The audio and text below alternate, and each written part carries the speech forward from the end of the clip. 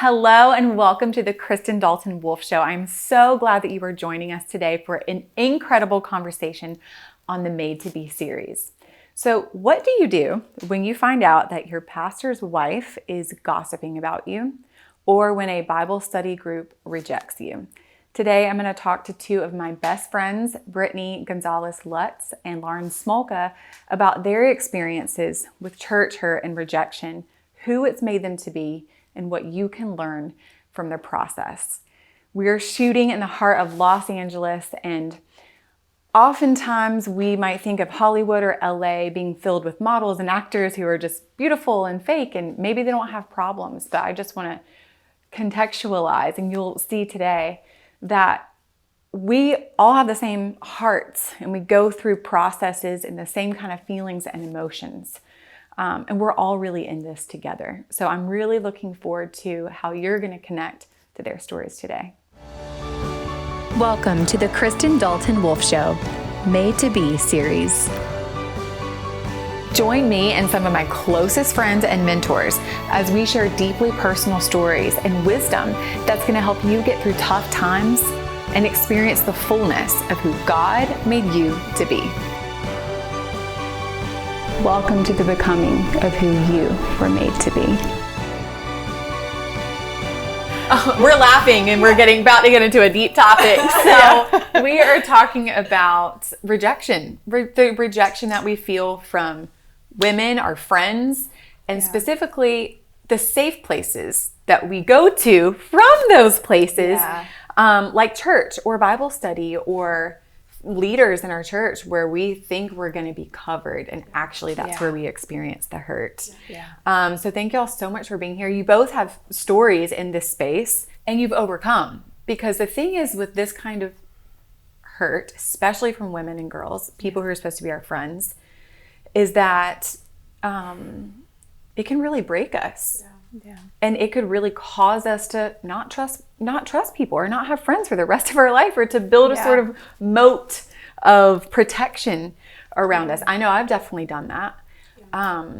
Using achievement as my moat of protection, because relationships are scary. But both of you have healed and processed through a lot of your pain. So I'm excited to dive in today. Brittany, let's start with you. Yes.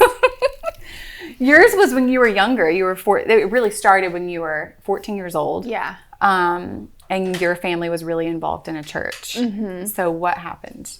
Yeah, so I was really blessed to grow up in an amazing household. We're always, super, super involved in church. My dad was on band, and my mom was always on the prayer team. They were always involved in some aspect of ministry.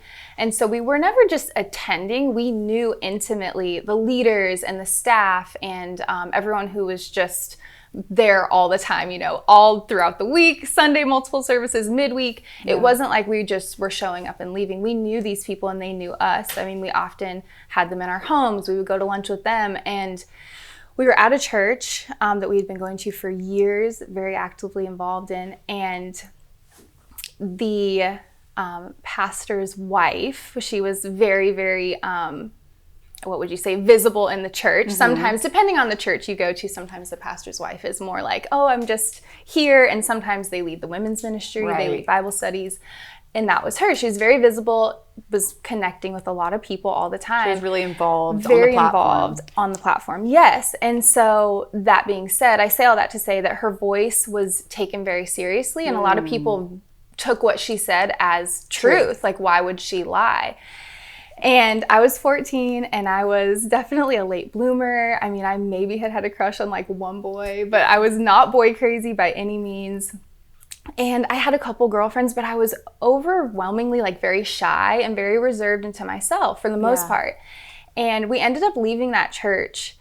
And I never really knew why, but things I felt, even as a 14-year-old, I felt things kind of shift. And I'm like, what? And all of a sudden we were gone. And my parents later on, not much later, because, even when you're 14, you're aware of the world. You're ready to hear some things. And I guess that basically she had been having meetings. The pastor's wife had been holding meetings with the specific purpose of Brittany is causing men to stray, or she is promiscuous. I think she actually even used the word slutty in a pastoral meeting. Just a lot of things. She's going to be pregnant in 3 months. She's all these things. And I had never kissed a boy, let alone anything else. And it was really devastating to hear, because I was very much, I had my convictions. I was like, oh, I want to be pure until marriage. Like, I had all of these things. I had a real relationship with God. And to have this person who, like you said, they're supposed to protect you. They're supposed to cover you. Nurture you. And nurture raise you. And even if I was that way, right, they're not supposed to have meetings about it. They're supposed to be like, wow, that's not God's best for her life. How can we as a church support her family? But it wasn't even the case. Or maybe just go to you first and clarify the story. Exactly. And so it was just like, I remember just being so caught off guard, because it wasn't only, it was just the furthest thing from who I was. And it completely stunned and shocked me, because like you said, it's someone who's supposed to protect you. The last person you would think would do that. Truly, it's like you go to this person for help from that stuff. Exactly. Right. Yeah. And then not only was I not dealing with it, but she was spreading lies about me and my life, which of course it put a strain on my parents' relationships, because she's talking to people and then their friends are looking at my parents as like, ooh, they have this. So it was just very multifaceted. It almost put like a scarlet letter on your family. Yeah. And there was not even any truth to it. There was no base to it but at because all. of who said it. Yeah. So that was my first experience where I was like, oh, I hate to say it, but I think all of us have dealt with peer issues, peer rejection, but I'd never experienced, someone who in my mind is like, should be older, more mature. Like, why would she have any sort of whatever it was, if it was jealousy, or like, why is she having any sort of negative emotions being provoked from me, a 14-year-old child at that point? Yeah. So, after you found out what she had been saying and your family left the church because of this, how did that impact you later? Well, it's interesting, because I was so caught off guard, it was hard to let it go, because it was so, I wish that I was a person who, that's not true, and just moved right on. But it hurt my feelings so much, because it was so not who I was. You're so young. And I was so young, so I feel like, that first cut is the deepest. You're like a child. You can't really, it's not as easy to get over it. I hadn't learned to heal from deep wounds, because I didn't have many yet. I was really blessed, like I said, to grow up in a great household, so I didn't have this traumatic childhood. It was really wonderful. And then all of a sudden, I have this really intense, to me it was, traumatic. Well, yeah. And so I just remember that really affected how I went forward, because I feel like it was always in the back of my mind. And I really feel like the enemy was kind of grooming me without me knowing it for things that would happen later in life. And so, for example, when I got into my first relationship, and I was, already an adult at this point, because I wasn't dating a lot, but I finally got into my first relationship, which unfortunately turned out to be quite abusive. And by the time those things happened in that relationship that weren't my fault, I still had this thing in the back of my mind that the enemy had been replaying over and over, which is, you're slutty, you're all these things. And then I was abused. So then it just reinforced these lies that he was already telling me over the years. It was 4 or 5 years later. But by that point, I was like, instead of being hurt, now I was like, she must have been right. Like, it's amazing how the enemy really perverts and twists things, not even in real time, like after the fact, where there's no way that was the truth. But now he's like, but maybe it always was. And so that really definitely maybe that was impacted always me. in you. Maybe that was even though it wasn't true at the time. Exactly. She saw something. Exactly. Which definitely, when you go through, and then again, obviously being abused is also another trauma. So you're not processing information clearly. I still had a relationship with God, but it definitely distorted things and confused me. And I didn't really know how to break myself of the words that were spoken over me that now I'm viewing as truth. It's not even a lie at this point. Right. It's true, in a way, or at least that's the lens that I was seeing it through. So that's how I was seeing myself all of a sudden.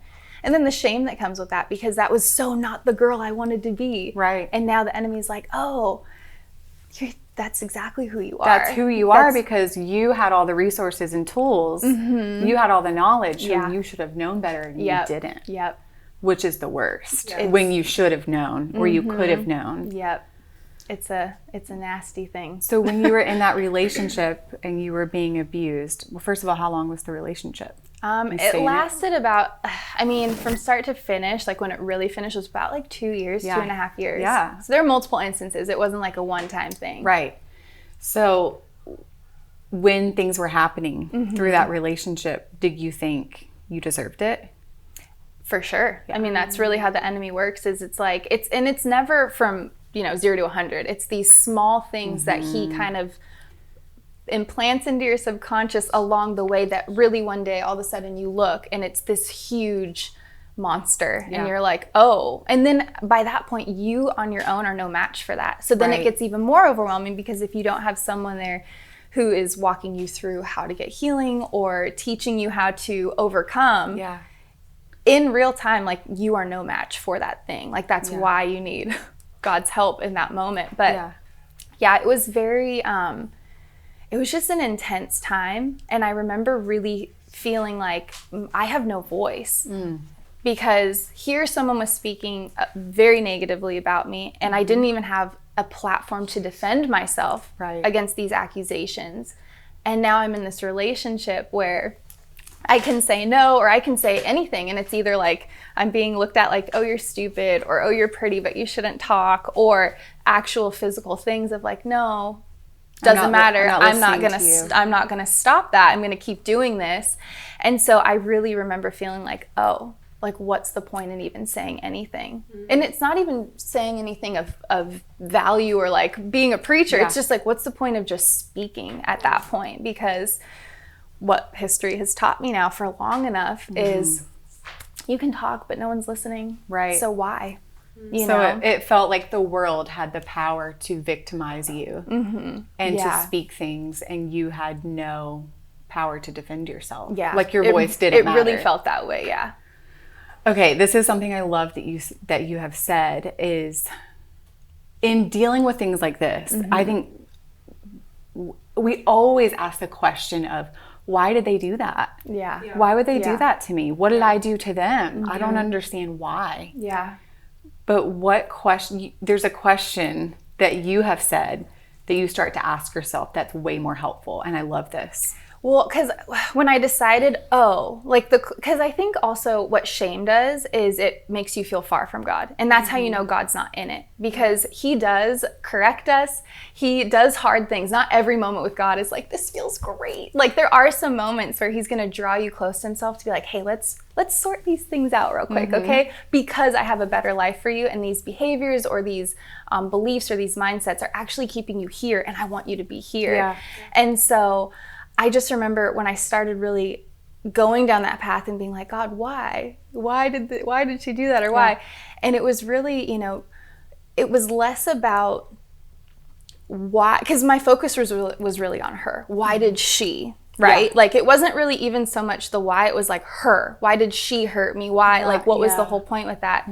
And the closer that I drew to God and the closer that we got and the more that I was processing this and living back through it, I just remember him saying, or kind of highlighting, if you can get beyond her, the person that hurt you, which it's so easy to get hung up on the tangible things because we're human beings and we live in a tangible world. So to see you, So if I could get past the person and get to what she was attacking, that is where the enemy was the most afraid. Like if he could keep me stuck in, why did she do this to me? Or how could she have said that? I mean, I could even, be healed from it. But as long as I'm still looking at her and the buck stops with her, you're distracted. I'm distracted. It's like a smoke and mirrors, totally. Like an illusion. Completely. Right. And God really was like, hey, look at what she was attacking, not why. Look at what. Because usually, almost always, whatever you consistently are being attacked, whatever area in your life over and over and over, it's because God has put so much purpose there that the enemy's like, well, shoot, if I can get you to believe a lie and then live it as your truth, right? Well, then I can go on to the next person. and you're just destroying yourself, and you'll never, you'll never reach your God-given destiny. And I don't have to do anything because you've taken it on as a truth and you've believed it. And I remember once I figured out, let me dissect, like, what was she attacking? What was he attacking in that first relationship? Like, was it my voice? Was it my pure? What was it? And I think the overwhelming theme was like my voice. Like, my voice was being attacked. And so then I'm like, oh shoot. So here's the thing I don't want to do, which is speak or have a voice, was being attacked so much, probably because, God, you have something for me to say at some point in my life. It might not be now, it might be in the future, but I need to deal with this behavior now. Because if I don't, then I will never use the voice that you actually gave me, that the enemy's been trying so hard to muzzle, Right. Yeah. Oh, That's good. that is so helpful to look at the what. What is the thing that was being attacked versus why me? Why did that person not like me? Because then we get stuck. We get stuck like there in another layer of now you have unforgiveness. Now you have resentment. And now you have bitterness. Oh, and now you don't have friends because you don't trust people. Everything is so surface. So the asking the right question. I love that. And scripture says that, not to focus on people, but the spiritual realm. So asking that, what was it? Oh, girl. I love it. And now you do have a platform and you do have a huge voice and you have incredible testimonies that really speak to people's hearts. And I'm so glad that you've done this healing. So you're able to push through and not be scared to speak. It's worth it. Healing is hard. Healing is hard because it's kind of like that initial thing that happened that hurt you is kind of like someone just walking up and like punching you in the face. And you're stunned and your body goes into shock because it's like survival mode.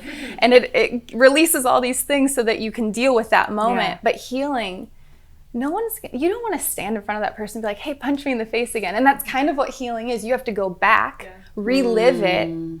God, where were you in this moment, and what can you teach me? This was never your will for me to get hurt, but I know you're going to use it. And you can't use it until I go back and I process it and I give it to you and say, okay, you're going to trade these ashes of like this thing that was burned down in my life, and you're going to trade it for beauty. But I mean, a trade means you got to let it go. And I think often you can't really get healing until you go back and reprocess, bring it back and up. Truly let it go. And that is hard. It is hard, but it's worth it. It's worth it. Yeah. That's so good. Okay, Lauren. So yours, you've experienced rejection from a Bible study group. Crazy. Like, what? That's where you're supposed to go, and it's arms wide open, like, hey girl, bring the donuts next time. Safe circle. And they tell you that the phrase safe space is way overused. I think it needs to be defined by the leaders. Like, what does that mean? And what are we going to do to uphold that through this time together in a group of people? So, because when you say you belong here or welcome home or safe space, but then it's not, and you're not prepared to steward it, well, that's where even more damage happens. Totally. Wow. So, okay, what happened?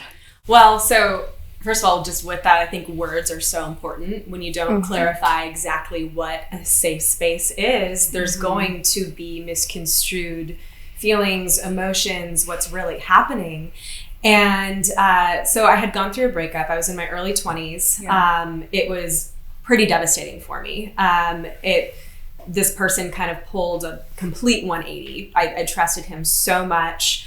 I don't, same as you, I didn't really date very much in my teenage years, into my 20s. Fell for this guy very hard, pulled a complete 180 within a week. Essentially, I did not feel safe around this person. I was hesitant to join this Bible study in the first place because the main girl the leader had somewhat of a connection to him. Like, and this is post-breakup. Yes. Okay. Yes. And so I was hesitant to join because of that. And finally, she kind of persuaded me to. One of my best friends from high school was joining. So I was like, you know what? This feels safe. This feels good. I'm going to trust them. Yeah. Slowly but surely, things just seemed off. And before I knew it, she had befriended this guy even more. And kind of brought him into her circle. Every time I tried to confront her about it, I was met with a deer in the headlights. I would journal out all my thoughts, what I wanted to bring to her, my concerns, my hurt, my pain. And she would invite me over to her house, and there would be a dinner table with her family, and no way possible to talk about it. So a lot of glossing over. Total glossing over, sweeping it under the rug. Or creating a situation where, like, you can't bring it up. Yep. Yeah. Exactly. Yeah. And if you did, it would make you look like insensitive, or it's not appropriate, I guess, if you would. And I felt overly, I think you brought this up before, I felt overly sensitive. Yeah. And was kind of gaslighting in a sense to me, because I don't think I'm being sensitive. I don't think I'm overreacting. Like, this guy was pretty awful to me, and I just don't feel safe, and I want a group of women that makes me feel safe. Yeah. And so it felt like betrayal was happening. Oh, absolutely. Because she already knew how you felt about the breakup. She already knew you were hesitant to join, and she told you this is a safe space. So violating. But then went ahead and continued in relationship with your ex-boyfriend. Yeah. And I was, I think it's Matthew 18? Go to the person. If that doesn't work, go, like, have a mediator. Yeah. That doesn't work, go to the church. And so I was trying to go to her. That was never working. I tried to have us all sit down together. No one would all sit down with me. Slowly but surely, I stopped the whole Bible study. The whole Bible study. And there was only about 5 of us. It was very small. No one would meet. No one wanted to talk about it. And I'm over here, like, wanting to ask, why is that? But then we're like, we shouldn't be asking the why about the person. But do you think that this small group, was it because they were loyal to her, or they just didn't want to engage in conflict? I just think they didn't want to engage in conflict. Okay. I mean, we weren't as young as Brittany was in her situation, but I mean, we were in our early 20s, you know. I think they're all essentially well-intended women, you know. Yeah. And I think most Christians want to kind of paint this picture that they're perfect, that everything's together, that everything's in line. And that's what it very clearly started to show. No one wanted to deal with it. And there was a lot of pain going on with other girls in the group. So going through trauma I've been through in the last year, I understand not being able to handle certain things. But ultimately, I just stopped getting invited to study. I would see things on social media, and I wasn't invited, wasn't included. And I was just so confused, because I was truly trying to deal with the situation specifically the way God tells us to deal with conflict and the way God tells us to properly love each other. And it was pretty painful. So what did that communicate to you that you are needy or oversensitive? Like, what did that make you think? Like, how did the yourself? Enemy twist that? Like, what lies did he tell you in that? Yeah.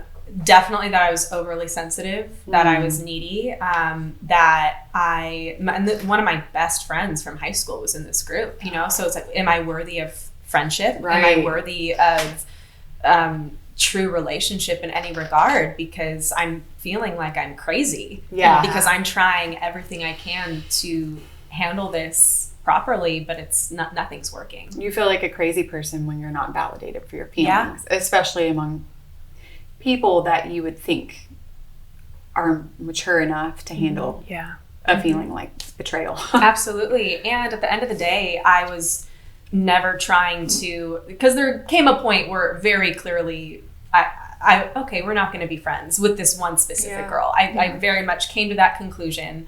But I could not get over just not being able to address it. And so we could all properly move on. Yeah. And feel ultimately loved and heard. Which is what God wants. So how did feeling and being excluded from a group like that, and feeling like you don't belong, feeling like maybe you're crazy, maybe I'm not likable, maybe I'm just a person that isn't going to have friends. Because you have been done so good at developing friendships since, and you've been so intentional about it, building community. So what got you from one place of maybe I just am a crazy person to, oh no, I am going to pursue friends and I am worthy of friendship. Yeah. Because that's a belief system you have to have. Yeah. Absolutely. Yeah. And I think it's, especially for girls, I think a lot of guys don't really understand this, because I think a lot of guys and men they're not catty. You know, guys aren't catty. Guys aren't Yeah, like there's a few. But yeah, totally. They don't really understand how girls interact with each other, but we do. We get it. We don't even have to say a word, and we get it. Right. And except for your Bible study group. Yeah. That's right. So after that experience, when I kind of got stepped back out of that and looking back, I realized like that's not what I want in friendships. Yeah. I don't want to work that hard. If it's not working, I just want to be able to be done and peacefully walk away. And yes, friendships are work and friendships are intentional. Intentional, yeah. But they shouldn't be hard strenuous. Or heartbreaking or strenuous. And then, as I've told you, the next breakup that I went through, I, lost a whole group of friends that I thought would be in my life for at least a good portion after the breakup. You thought some of them would be bridesmaids. Yeah. You had invested 4 years of your life. 4 years of my life with them. I honestly thought 1 or 2 of them would be bridesmaids in my wedding someday, whether I married this person or not.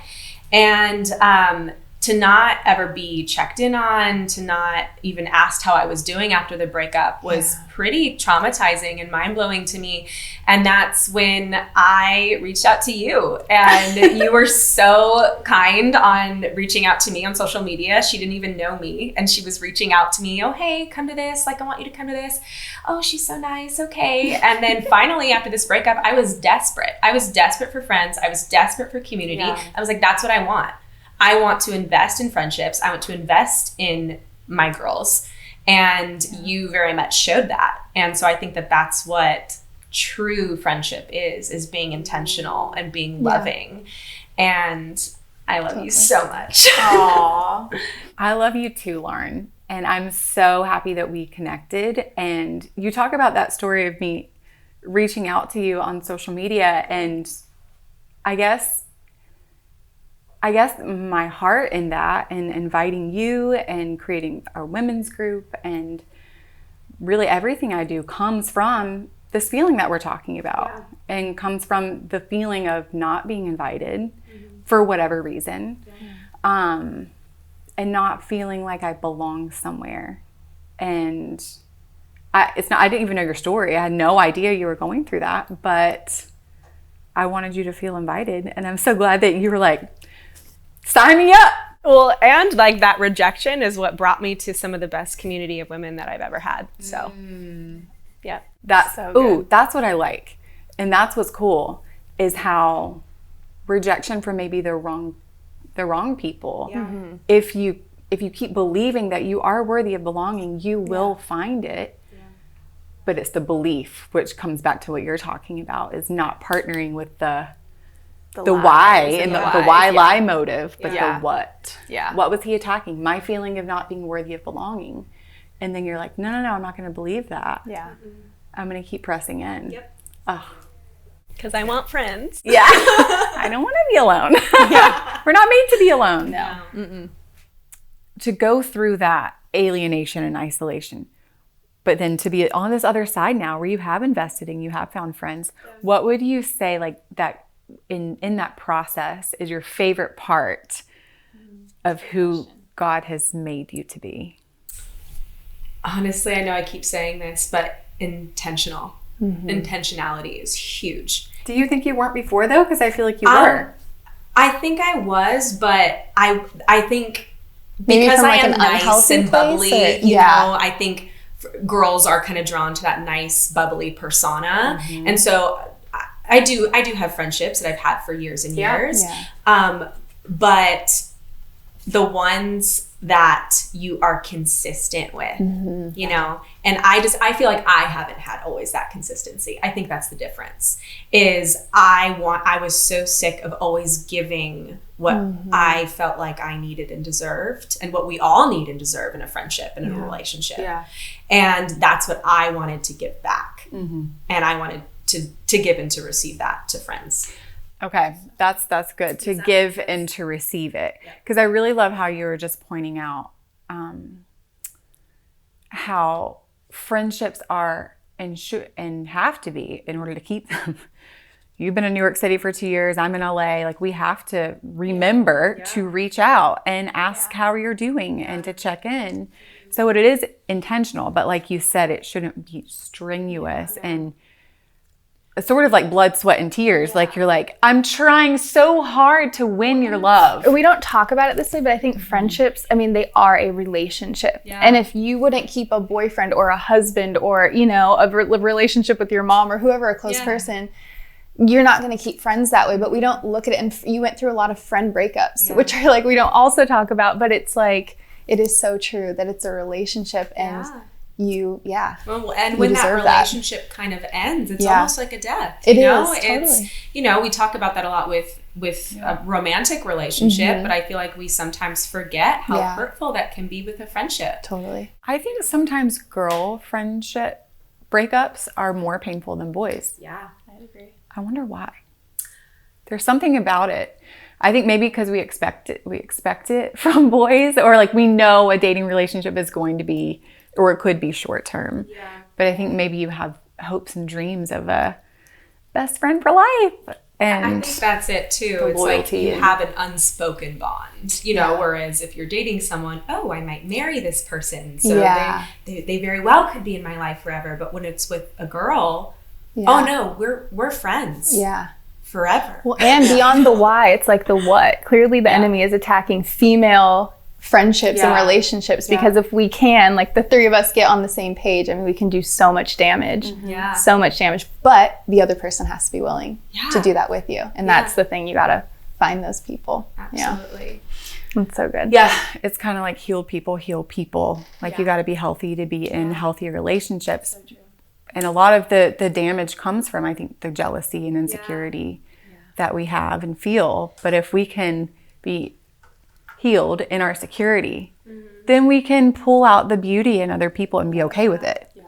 Totally. I love that. Heal people, heal people. I know we obviously hear a ton, hurt people.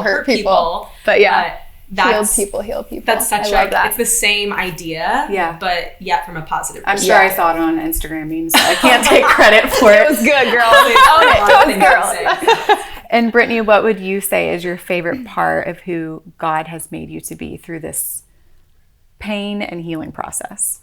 I think just what I shared earlier, which is that now when things happen to me, instead of looking at the incident, I really have the discipline to look deeper at like what in the spirit realm, like what was being attacked, not what was the incident that happened. Like, the enemy is upset or afraid of something. Right. And that just makes me actually really excited, because I'm like, I'm doing the right thing. I'm on the right track. So once I can like identify that, I mean, it doesn't mean that it doesn't hurt, but it makes the pain more worthwhile, because I know it's going to be used. And then if I can figure out what, then I know in like what arena. And then I just get excited for like, God, show me your timing, because I can't wait to so really it's the ability to not hold on to an offense or to get caught up in the offense. Yes. Yeah, totally. But to battle the right way. Yeah. Slay. I love it. I love you. Thank you so much for being here, y'all, and sharing your story. It encouraged me. I had some good takeaways. And these are things we have to remember, like, as we move forward. Yeah. It's true. Absolutely. Love y'all. Thanks for having us. Love you guys. I really hope that this conversation spoke to your heart today and touched you in the area of rejection, or feeling like you don't belong, or feeling like maybe you're never going to have friends. I've definitely felt that before. Sometimes I feel like I have friends for a season, but sometimes I wonder, am I the kind of girl who's going to have lifetime friends? Am I the kind of girl that people want to be friends with? So I hope that your takeaway is to focus on what, or the feeling that's being attacked in you when you have been hurt in friendships, which is the feeling of not belonging, not feeling worthy, not being good enough. Because if that is how you feel, then that means that He has the opposite for you. He wants you to have a group of friends. He wants you to feel like you belong. He wants you to be in community, because we're made for relationship. So Yay, that's exciting. If you want to join us for more of our conversations, which we would love to have you, they're all on liftable.tv, and you can connect with us on Instagram at Kristen J. Dalton, my friend Lauren at Lauren Smolka, and Brittany at Brittany Lynn Lutz, and we can't wait to connect.